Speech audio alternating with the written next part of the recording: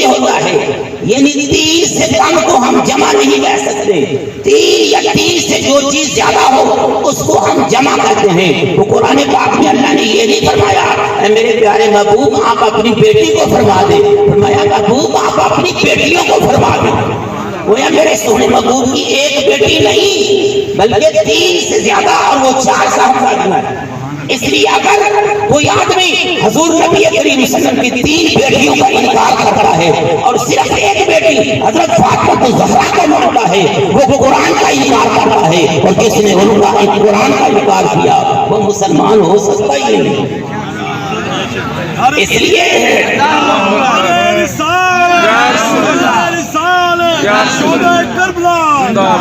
لیے میرے محبوب کی 4 صاحبزادیاں وہ بھی اہل بیت میں شامل ہیں، اور میرے سونے محبوب کے 3 شہزادے ہیں۔ آپ کے 3 بیٹے ہیں، حضرت قاسم ہیں، حضرت عبداللہ ہیں، حضرت ابراہیم علیہ السلام۔ یہ 3 بیٹے بھی اہل بیت میں شامل ہیں، 4 بیٹیاں 3 بیٹے، 18 ہو گئے۔ حضرت سلمان فارسی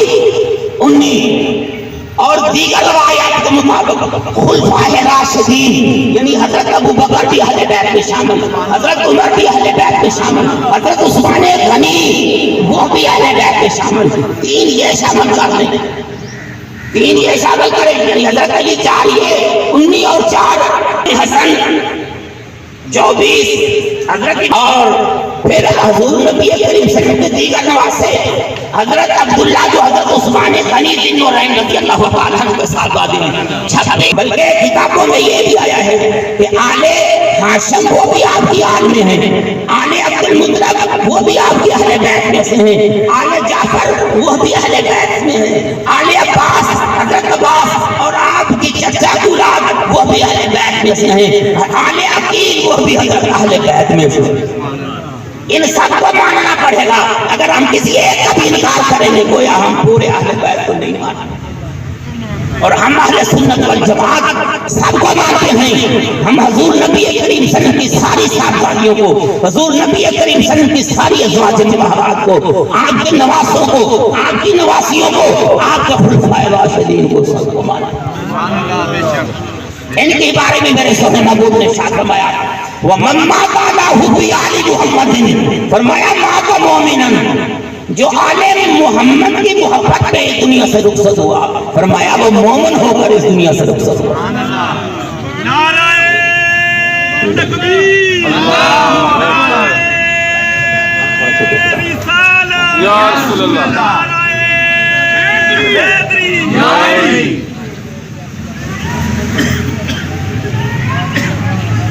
کہ وَمَن مَاتَ عَلَىٰ حُبِّ آلِ مُحَمَّدٍ مَاتَ مُؤْمِنًا، جو حضور نبی کریم صلی اللہ علیہ وسلم کی آل کی محبت میں اس دنیا سے رخصت ہوا، فرمایا وہ مومن ہو کر رخصت ہوا۔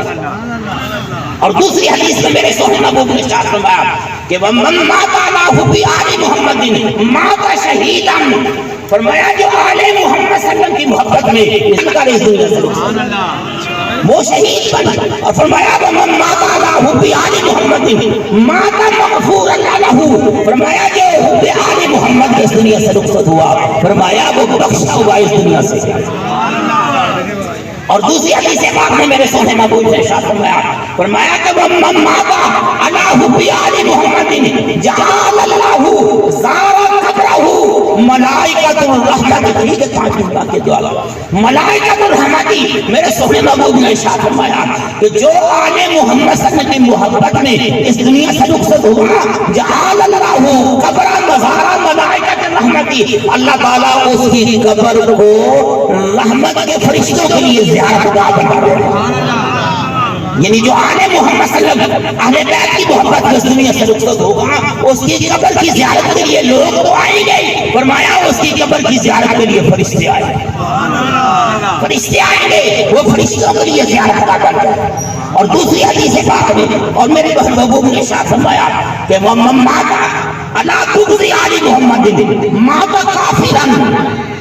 فرمایا جو بغض آل محمد کی محبت میں اس دنیا سے رخصت ہوا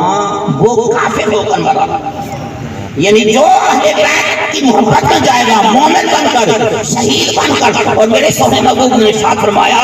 کہ جو آل محمد صلی اللہ علیہ وسلم کی محبت میں اس دنیا سے رخصت ہوا گا 7 ہولناک مقام پر انہیں یہ محبت پیدا ہوگی. تب فرمایا عند الوفاتی جب اس کی روح اس کے جسم سے نکل رہی ہوگی اہل بیت کی محبت اس کے کام آئے. فرمایا وہ عند القبری جب وہ قبر میں جائے گا تو اہل بیت کی محبت قبر میں بھی اس کے کام آئے گی. وہ عند النشوری جس دن قبر سے باہر نکلے گا اس دن بھی اہل بیت کی محبت اس کے کام آئے گی. وہ عند الکتابی جس دن نامہ مال اس کے ہاتھ میں تھمایا جائے گا فرمایا آل محمد صلی اللہ علیہ وسلم کی محبت اس دن بھی کام آئے گی. وہ عند الحسابی جس وقت فرمایا اس کا حساب و کتاب ہوگا اس دن بھی آل محمد صلی اللہ علیہ وسلم کی محبت اس کے کام آئے گی. وہ عند المیزانی فرمایا جب ناپ تول ہو رہا ہوگا نیکیاں اور بدیاں تولی جائے رہیں گی فرمایا آل محمد اہل بیت کی محبت اس دن بھی کام آئے گی. فرمایا وہ عند اہل الصراطی جب صراط مستقیم سے چل کر جنت میں جائیں گے تو فرمایا اہل بیت کی محبت اس دن بھی کام آئے گی. یہ محبت ہمیں مومن بھی بنائے گی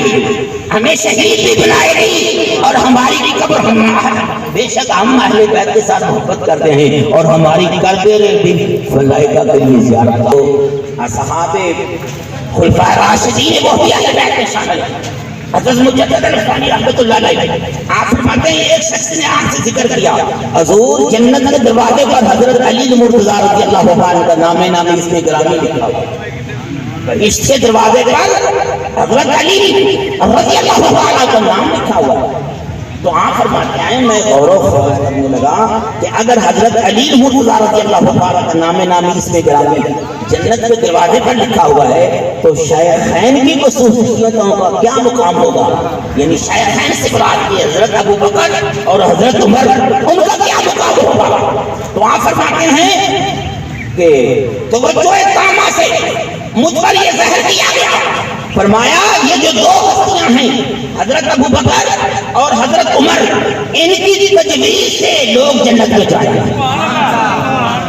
جنت میں جائیں گے. فرمایا کس طرح فرمایا جنت کے دروازے پر حضرت علی المرتضیٰ کا نام لکھا ہوگا اور جنت کے دروازے پر حضرت سیدنا ابو بکر صدیق کھڑے ہوں جو حضرت امام حسن سے حضرت امام حسین سے بغض رکھے گا وہ جنت میں نہیں جائے گا اور جو ام المؤمنین حضرت عائشہ صدیقہ رضی اللہ عنہا کے ساتھ بغض رکھے گا وہ کبھی جنت میں نہیں جائے گا. جو حضرت ام المؤمنین حضرت حفصہ جو حضرت سید عمر بن خطاب اور ہماری ماں ہیں جو اس کے ساتھ بغض رکھے گا وہ بھی جنت میں نہیں جائے گا. جنت میں وہی جائے گا. اللہ تعالی ہمیں اہل بیت کے ساتھ سچی اور حقیقی محبت کرنے کی توفیق دے.